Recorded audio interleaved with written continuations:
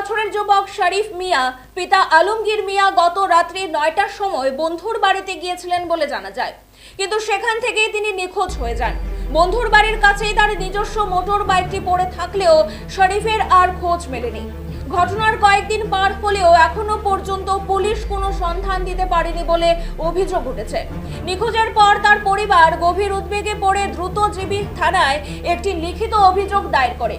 চরম উদ্বিগ্ন পরিবারটি ইতিমধ্যেই মুখ্যমন্ত্রীর কাছে একটি লিখিত আবেদন জমা দিয়েছে, যাতে তারা দ্রুত পদক্ষেপ নিয়ে ছেলেকে ফিরিয়ে আনার ব্যবস্থা করেন।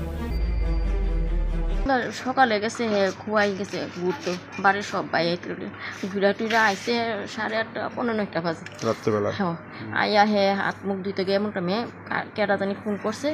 ফোন আমি রিসিভ করছিলাম, আমিও রান্না করতেছি, দূর আমার আইয়া মা কেটা ফোন করছি, রিসিভ করছি। আমি কই না বাবা, আমি তো রিসিভ করছি না, তুই দেখ। তারপরে গেছে গিয়ে ফোনটা ধরছে, দুইটা সেরা কইতাছে হ আমি আইতাছি।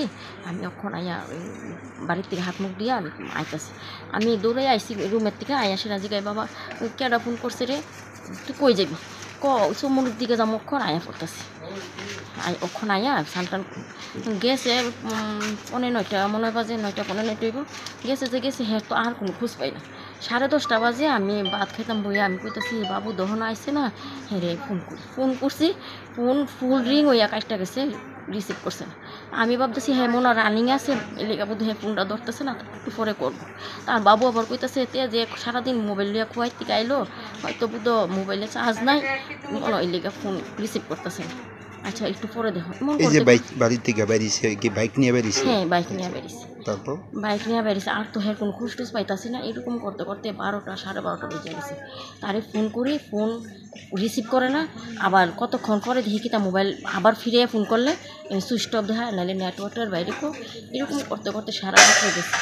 তো একটা ছেলের লোক, একটা মেয়ের লোক ফেম করতো। মেয়েটার আমি নাম্বার আসলো, মেয়েটার কাছে আমি জানাইছি যে এরকম গঠন হয়েছে, তোমার লোকে কোনো যোগ জিজ্ঞাসা আছে?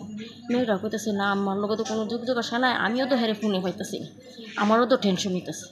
আমি কাছে ঠিক আছে, ভাই বন্ধুর নাম্বার আমার কাছে নাই, তুমি একটু ফোন করে দেহ পাওনি, না পাইলে বন্ধু থেকে একটু নাম্বার লইয়া যোগাযোগ আমার খবর জানাই। আচ্ছা ঠিক আছে। এমনিতে কার বাড়িতে গেছিল, কোন বন্ধুর বাড়িতে? না না, এটা কিছুই জানি না। এরপরে মায়াডারও ফোন করছি, মায়াডো আমার সিম কত কইলো আমার লোক কোনো যোগাযোগ আসা নাই, আমিও তো খবর পাইতাছি না। আমি কি তুমি একটু মোবাইলে মেসেজ করে নিলে দেখো।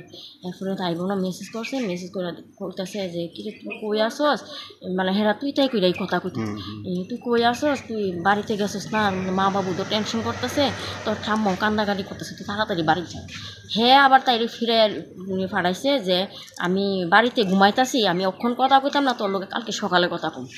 তাই আবার ফিরাই আমার ফোনটা করছে, কইতাছে বলে বাড়িতে আইসে, বাড়িতে বলে ঘুমাইতেছে। আমি কই না তো বাড়ি। কয়টার সময় কথাটা হইছে? তখন 12:30। আমি কই না আমার বাড়িতে আইসে না, তাহলে তুই আবার ফোন করে তাহলে তুই ভিডিও কল করলে আমি মানে সদিহি আসিনি ঘরের মধ্যে, তাহলে আমি বিশ্বাস করি।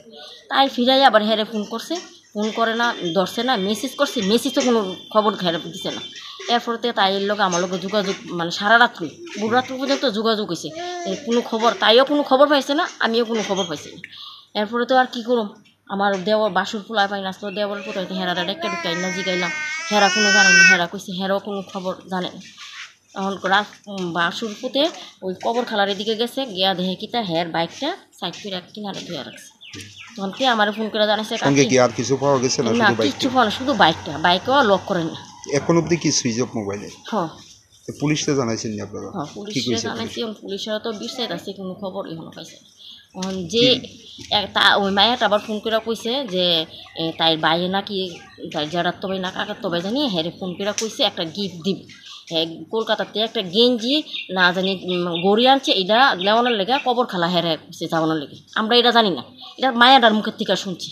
তো কইছে পরে তখন তাই বাইরে বলে কইছে, আর টিয়া বলে আবার কইছে আমি ওখানে আইতাম না, পরে মানে সন্ধ্যার সময় যাবো।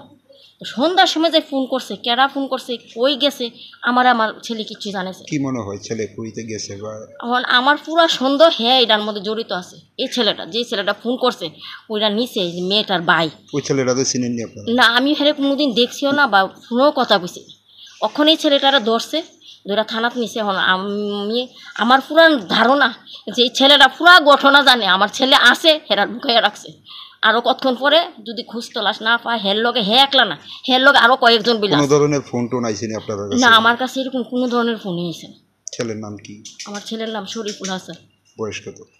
23 বছরে পড়ছে। কি করে এমনিতে? এমনি একটা প্রাইভেট কোম্পানি জব করে। আপনার ডেলি যাইতে আমার কাছে কইয়া যা মা আমি যাই, কিন্তু কালকে আমার ছেলে যাইতে আমার থেকে একবারও বিদায় নিছে না। হ্যাঁ মানি ব্যাগটা আমার ঘাড়ের প্রতি গেছে। আমি তো ভাবছি যে ছেলে বাইক নিয়ে আইব, আমার থেকে মোবাইল খুঁজবো, ব্যাগটা খুঁজবো, ব্যাগটা দিলে আমি জিজ্ঞামো যে বাবা তুই কই যাস, কিন্তু হ্যাঁ বাড়ি তো আইসে না, ব্যাগও নিছে। বাবার নাম কি? আলমগীর মিয়া, এই জায়গাটার নাম? ইন্দ্রনগর।